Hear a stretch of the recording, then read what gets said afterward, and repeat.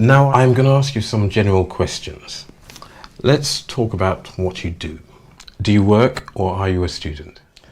Well, at the moment I'm working. I'm teaching sports studies in a university. What do you like about your job? Well, I like the fact that I can have an imprint on people's lives and teach them valuable skills that they're going to use in life. I think this is particularly true teaching at a university. And I work with a great bunch of people, so yeah, we have a lot of fun. Is there anything you don't like about your job? Not really. I took up the job of teaching because I needed to fund my PhD. But now that I'm a teacher, I have less time for my research. So, what do they say? It's either time rich and money poor, or vice versa. Yeah, one day I hope to be both time rich and money rich at the same moment. But would you think about changing your job? No, I'm happy with where I am at the moment. I find it really fulfilling, but I don't know where I'm going to be in 10 years' time. But for now, it's okay. Let's talk about holidays. Do you prefer holidays near the sea or in the countryside? Depends really, both. I like, yeah, if the weather's great, I like to be by the sea. I love water sports, but I like walking and hiking as well, so a holiday in the countryside is fine as well. What do you usually do on your holidays? Well, if I'm by the sea, I like to swim. I'll do some windsurfing, maybe some sub-aqua, hang around with my mates, we'll play some beach volleyball. Yeah, just chat over some food and drink, that sort of thing. But yeah, if I'm in the countryside, then my uncle, he raises cattle. So I'll help him out on the farm and I'll do some hiking, trekking, and then catch up on some sleep. Is having a holiday important to you? Yeah, I think holidays are important to everyone. Why? Just because it's exhausting to be working all the time, and teaching is particularly exhausting as well. I think it's important to get some downtime to recharge the batteries and just to get out the city for a while. It feels good. Let's talk about current affairs. How do you get your news of the world events? I'm a real news junkie, so I will watch and read news on my phone a lot, an awful lot, and I'll watch TV news as well, but not so much nowadays, rarely. Do you read newspapers? Not so much. I might treat myself to a fat paper on a Sunday and have some coffee, but yeah. Do your older friends or relatives read newspapers? Yeah, more than I do.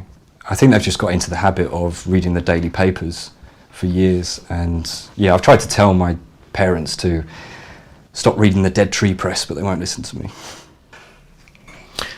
Let's talk about shopping. Do you shop online? Yes, I do actually. I get all of my music and books online. The range is enormous and it's infinite actually, whereas in town you can only get so much, so yeah. Do you shop in real shops? Yeah, if I have to.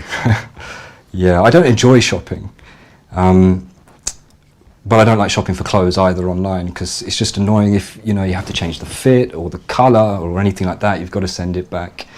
But I'm a very organised person, so I know exactly what I want and where to find it. I'll go into the shop and I'll try on the fit, I'll come back, and that's it. I won't spend my time looking around. Has online shopping affected the shops in your hometown? Not so much yet. I think that some of the smaller shops, specialised shops, have disappeared. The bigger global shops, they seem to be surviving okay for the moment, but I'm not sure how long that's going to last. Yeah, so I think my generation, actually, and the coming generation, they're going to see shops disappear a lot more. And I know that some people think that's a shame, and I do as well sometimes, but I don't think things are suddenly going to go into reverse, are they? Now I'm going to give you a topic, and I would like you to talk about it for 1 to 2 minutes. You will have 1 minute to prepare, and you can write some notes if you want to. Do you understand? Yes, thank you. Okay.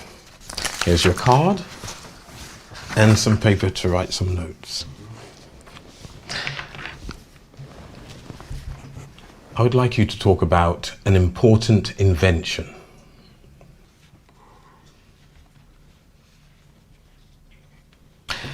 Can you start speaking now, please? Okay, well, this was a really tricky topic because there's so many inventions and innovations that have changed the world. There's computers, the internet, credit cards, virtual money. It was really difficult actually to choose just one of them. But in reflection, I think the biggest and most significant invention to have changed the world is social media. I mean, if you look at Facebook and Twitter and those kinds of platforms, there's no doubt that they've had a huge, profound impact on our lives.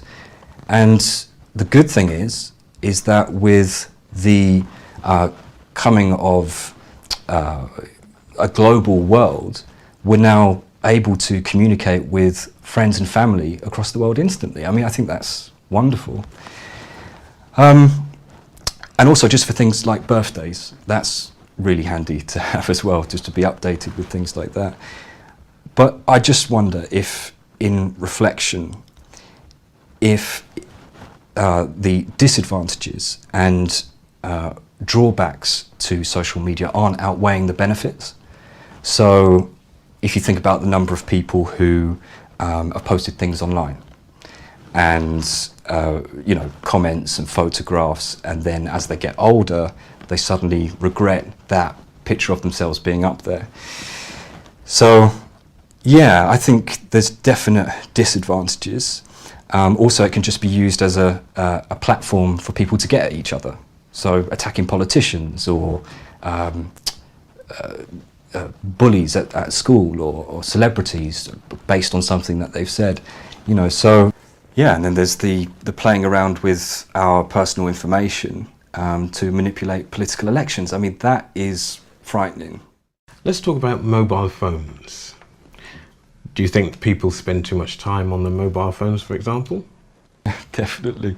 I mean, the amount of times that I've been in a restaurant and I've seen groups of people at the table not talking to each other or having conversations, and they're usually on their phones.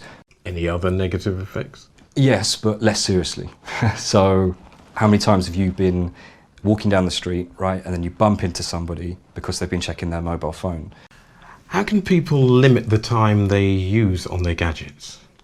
That's a difficult one to answer because just every single day there seems to be a new app that comes about for people to play with and fiddle around with. In fact, I think, right, that there should be an app that comes out that stops people and disables their phones after 2 hours of using them. I don't know. I think it takes a lot of willpower to do it yourself, but probably it starts at the home. How? I just think with parents, parents have to do something to teach their kids to stop using their phones for at least part of the day. I've got friends who have got kids, and they will stop their children using their phones at bedtime, when they're going up to the bedroom. And also at mealtimes, they can't play with their phones at mealtime.